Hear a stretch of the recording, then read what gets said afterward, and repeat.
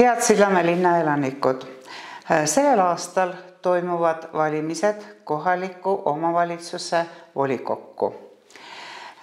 Valimiste nädal on 13. oktoobrist kuni 19. oktoobrini. 13. kuni 18. oktoobrini toimub eelhääletamine ja 19. oktoobril on valimiste päev.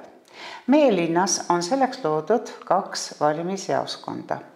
Esimene valimisjaoskond asub Sillamäe huvi- ja kultuurikeskuses aadressil Kesk 24. Teine valimisjaoskond asub Sillamäe spordikeskuses aadressil Kesk 30. Ja valimispäevadel on siis jaoskonnad avatud kella 12 kella 20. Aga valimispäeval on siis jaoskond avatud kella 9 kella 20. Kes võivad hääletada?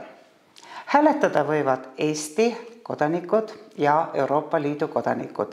Samuti kodanikud, kes on niinimetatud halli passiga ehk määratlemata kodakondsusega.